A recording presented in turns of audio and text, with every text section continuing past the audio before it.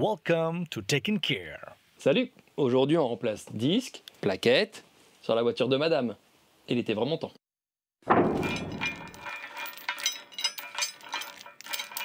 Je te présente la voiture de madame en fait que tu as déjà vue sur la chaîne pour le remplacement en fait d'une ampoule de phare.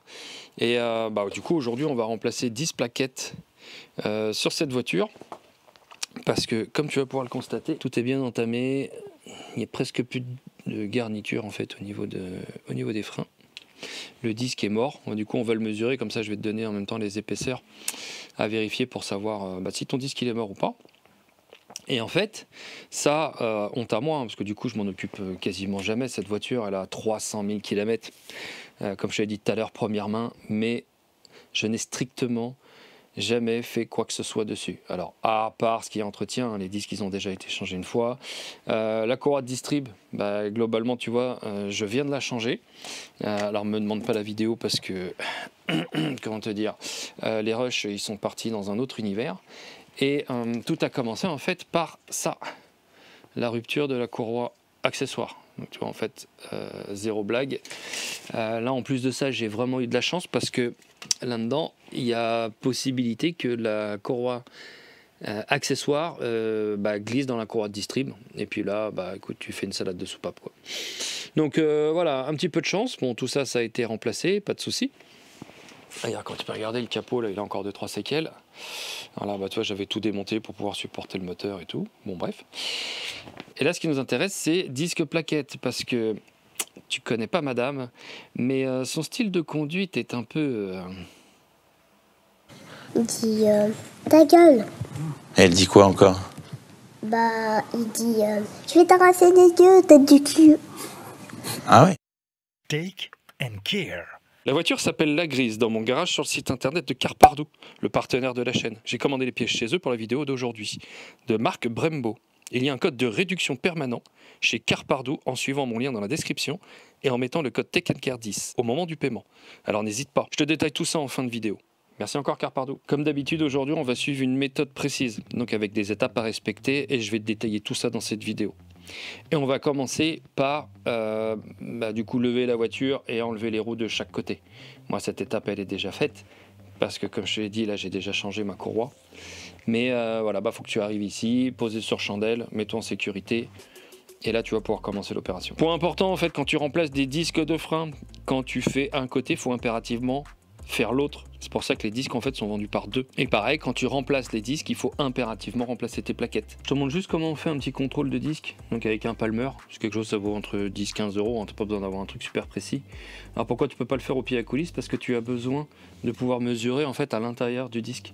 Et vu que là ici, tu vois, quand il est usé, ça te fait une sacrée encoche. Et en fait le palmer te permet de faire une mesure, tu vois, à l'intérieur. Il existe aussi des pieds à coulisses avec des pinces, donc qui permet vraiment de prendre. Mais bon, moi j'ai un palmer.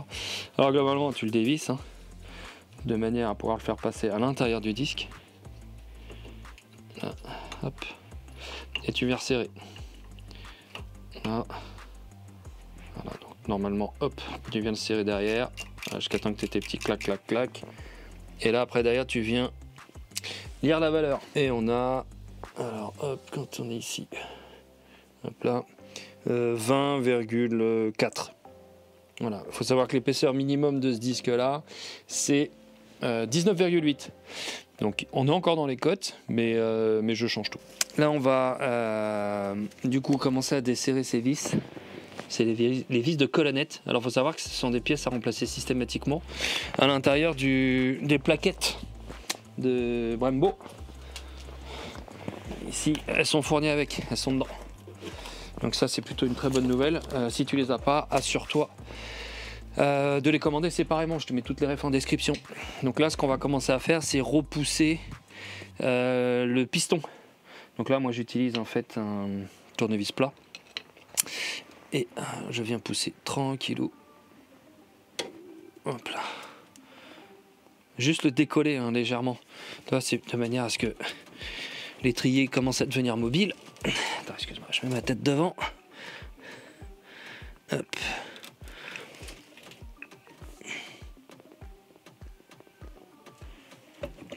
Voilà, ça suffit largement.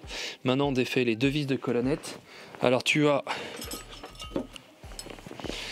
une clé plate de 15 en fait à utiliser qui va venir se bloquer ici. Tu as un endroit donc spécifique. Tu as la même chose en fait en bas. Et derrière c'est un douille de 13 pour pouvoir desserrer. Hop là.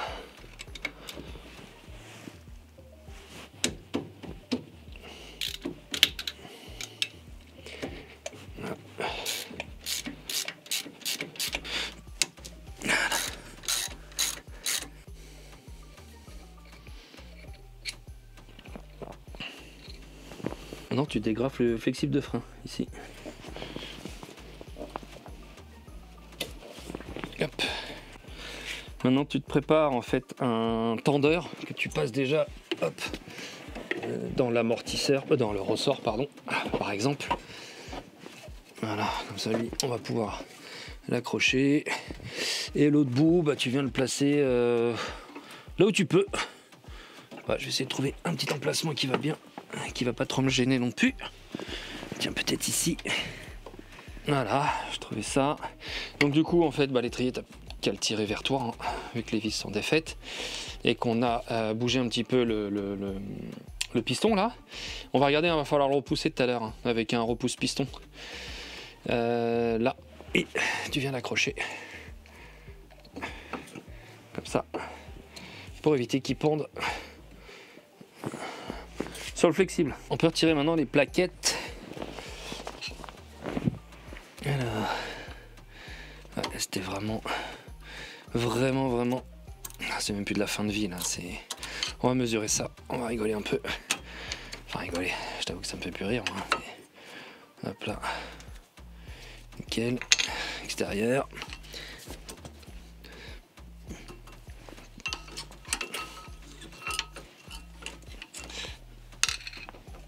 Nickel. Maintenant on va venir défaire les petites glissières. Alors ça c'est pareil, je crois qu'elles sont à remplacer ou pas, enfin j'en sais rien, je suis en train de te dire une bêtise, j'en sais rien. En tout cas moi je les ai pas, donc je les démonte tout de suite, je vais les nettoyer. Je fais la même chose sur celle du haut. Alors je sais pas si elles sont différentes entre le haut et le bas, donc je vais faire attention. Hop, hop. Non, ça a l'air d'être les mêmes. En tout cas, je me les classe comme ça, il n'y a pas de souci. Et on va venir se déposer la chape de l'étrier. Donc c'est une douille de 18, si je dis pas de bêtises. Voilà, 18. Et tu as deux vis, une vis ici, une vis plus bas. C'est serré assez fort. Donc vas-y, vas-y gamin. C'est ton moment.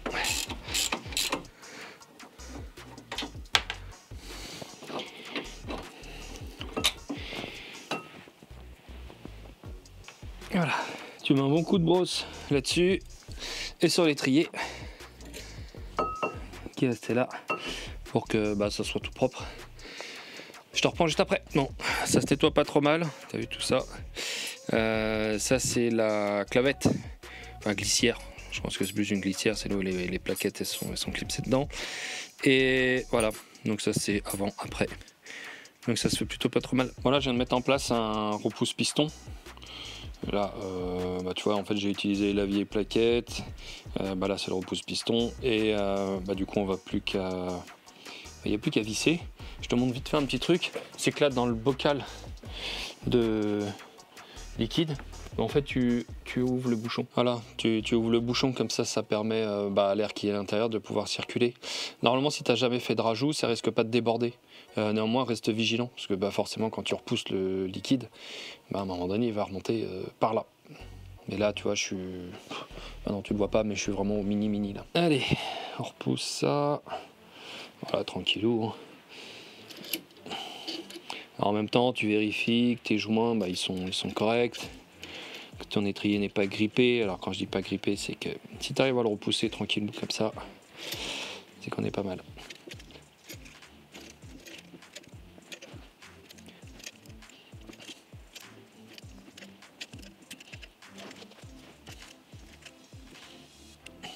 Voilà, bon, mon coup de nettoyage là-dedans.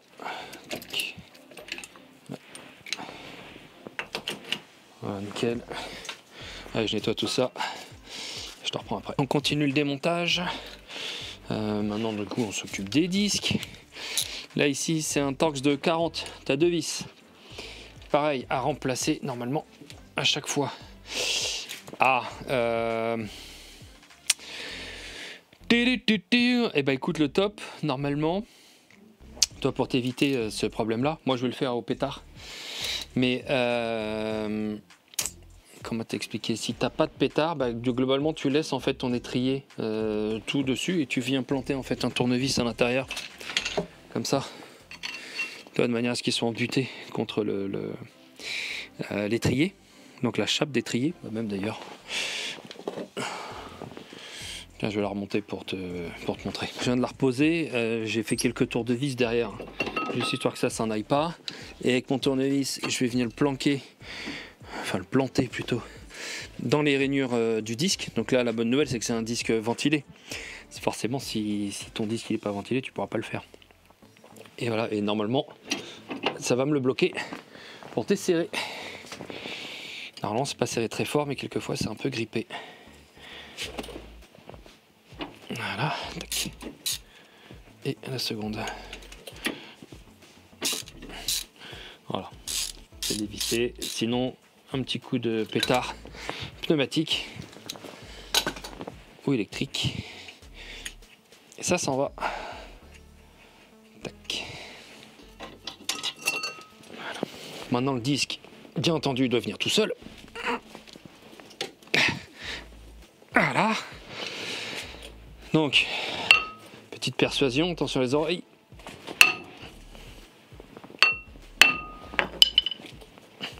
On va en chercher plus gros.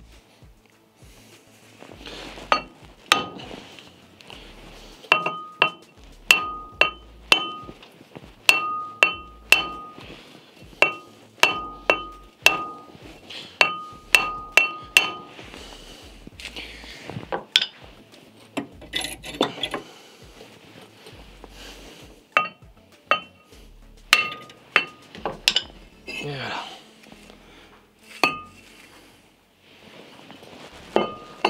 Bien entendu, maintenant ton moyeu, tu viens le nettoyer.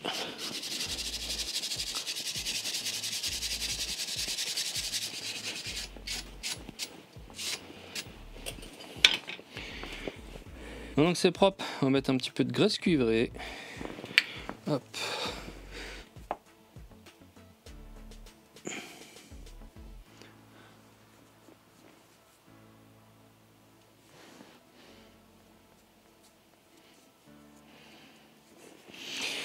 Voilà, on peut maintenant remettre les disques et dans les freins Brembo, enfin dans les disques que j'ai acheté de chez Brembo. Donc tu as bien les deux emplacements là qui correspondent à ici et ici, sauf qu'ils te fournissent 2 vis alors qu'ils devraient en fournir 4. Tout en sachant que c'est pas le truc le plus important, ça c'est vraiment et simplement pour maintenir le disque en place, qui te permet après derrière de venir bosser. Mais ce qui vient définitivement le fixer, c'est les goujons de roue. Voilà, donc ce que je vais faire, c'est que je vais remettre une nouvelle, mais vu que j'aime bien quand c'est symétrique, je vais remettre une ancienne. Là, ils remettent l'épaisseur minimale du disque, donc qui correspond à la valeur donnée par Renault. Donc ça, c'est plutôt une bonne indication. Alors, ça, je vais le mettre après. Tac.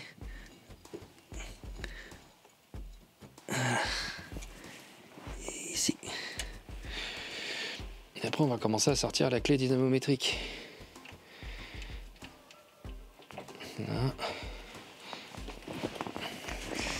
Et on va remettre une ancienne que je vais brosser vite fait. Vis de fixation de disque 15 Nm.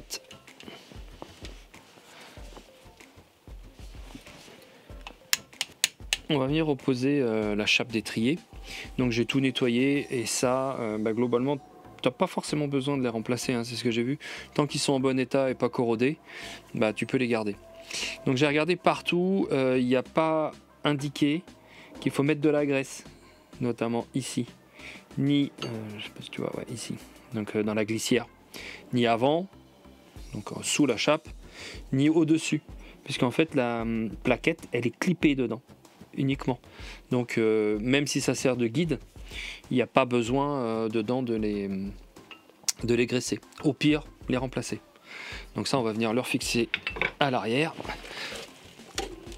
Hop.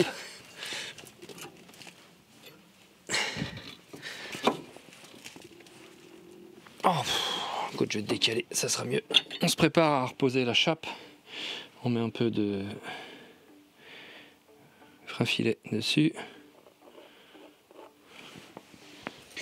Donc ça va être 2 vis, bien entendu. Hop là.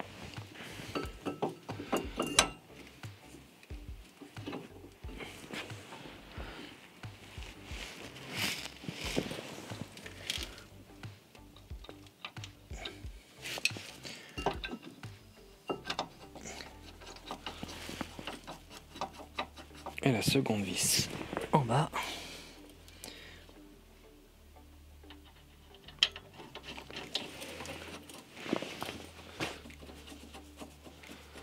Coupe de serrage 105 Nm.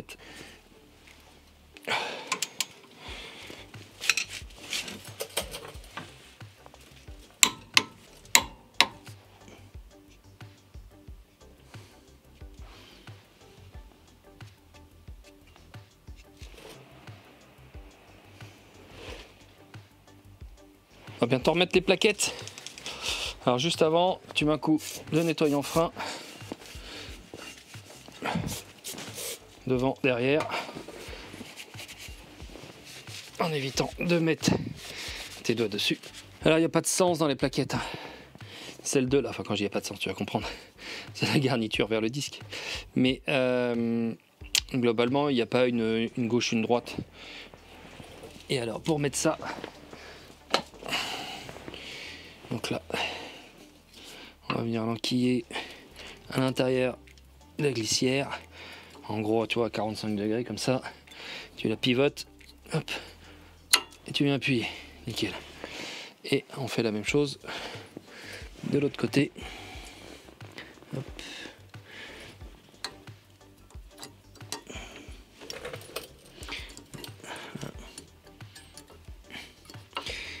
Allez. Voilà. Parfait. Alors, hop. On va prendre notre étrier. On défait notre piston, vu qu'il est repoussé. Hop là. Ça vient s'enquiller normalement sans trop pousser. Là, ici, tu viens bien repousser tes vis de colonnette de chaque côté. Voilà. Nickel. Et là, maintenant, tu prends tes vis neuves. Ici. Et on vient resserrer dans chaque colonnette.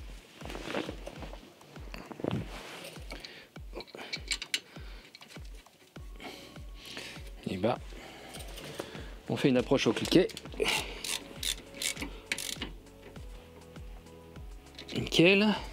On fait la même chose en bas. Là, coupe de serrage, 32 Nm. Surtout, n'oublie pas de retirer ton tendeur qui t'a servi à maintenir ton étrier en place. Sans te risque d'avoir des surprises. Tu viens remettre ton flexible de frein. Bien entendu, tu en as profité pour jeter un coup d'œil, voir s'il était bon. Pas de problème, 300 000 km. Et tout va bien, nickel. Maintenant, on peut passer de l'autre côté.